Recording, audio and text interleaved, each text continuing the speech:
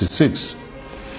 I bring to you a message of truth and freedom, for it is only the truth that can set us free from the bondages of war and propaganda, which we confuse as history.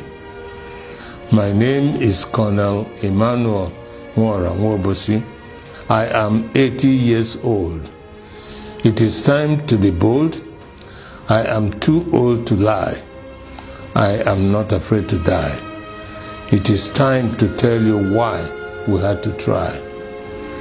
I am the last of the original coup plotters of January 15, 1966, with Major Chukwuma Kaduna Nzogu. I knew Nzogu well. We went to school together. We trained together. We trained at Sandhurst Military Academy, UK. We lived together. Nzogu was our first head of military intelligence and uncovered terrible plans to wreak havoc across the country. We organized a group of progressive military officers to carry out a coup on 15 January 1966 to stop a jihad and bring sanity to Nigeria, steeped in nepotism, corruption, and mass murders. The government of Tafawa Balewa, controlled by the Premier of Northern Nigeria, Ahmadu Bello, were using us in the army to repress the Middle Belt and Western Nigeria. Houses and cars were burnt. Thousands were killed. There were 9 of us that planned the January 15th revolution. Majors Nzogu, Anuforo, Ifeajuna, Ademoyega, Chukwuka, Okafor, Onwachukwu, and Obienu, and myself.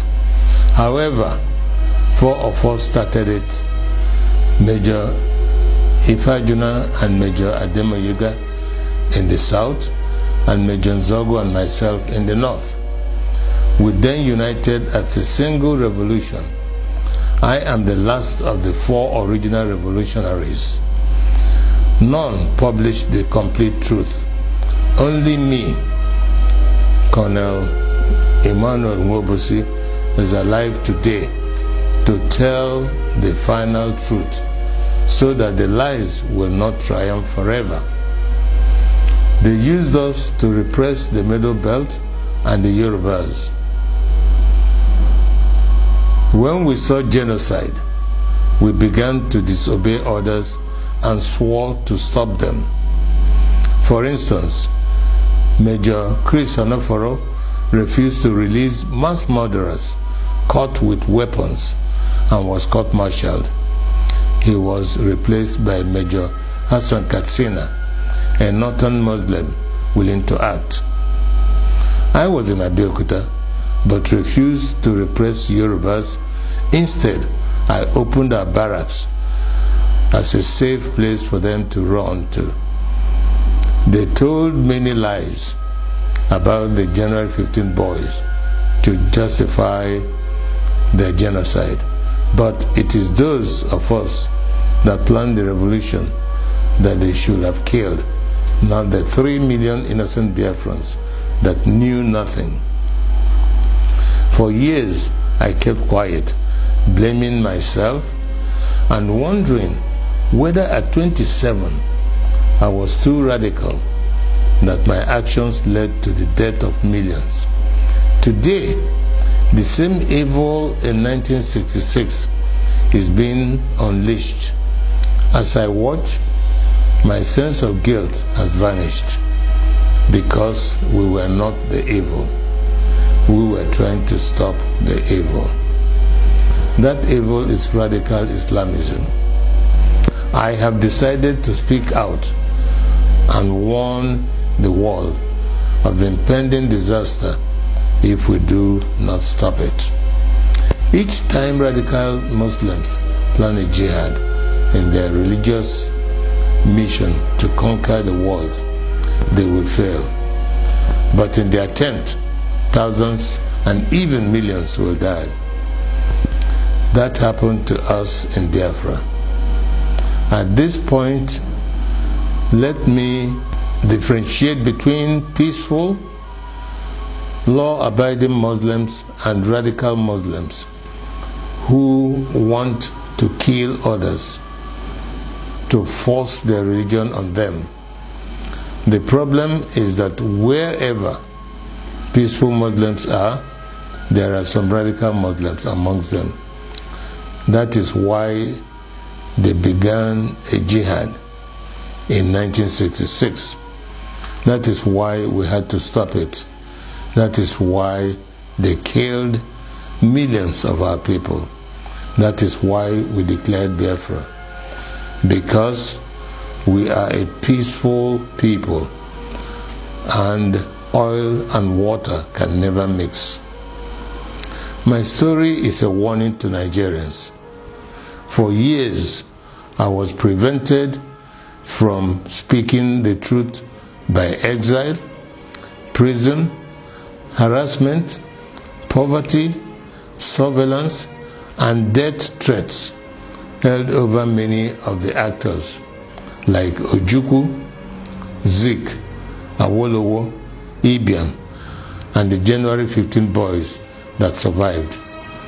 But as I watch today, many of the events that led to the revolution are happening again, like Boko Haram, Fulani militia, Niger Delta militants, Shiites, IPOB, and mass murders.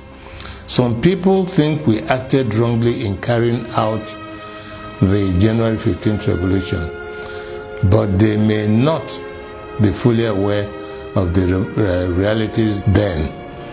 We were trained by the British to be patriotic, to give the ultimate sacrifice for Nigeria, and to stop anyone acting against the nation. Instead of our leaders using us to defend Nigeria, they were using us to suppress the citizens. We decided to arrest them for their atrocities because no one was willing to act. Not Zik, the president, who was powerless, not Ironsi, the head of state of the army, who was a conservative. There were many reasons why we had to act. One, to stop the killings in Yoruba land and the Middle Belt by NPC, the ruling party. Two, to stop the invasion of Yoruba land on 17 January 1966. Three, to correct the massive rigging of the 1964 elections. Four, to free Awolowo from prison and make him the Prime Minister.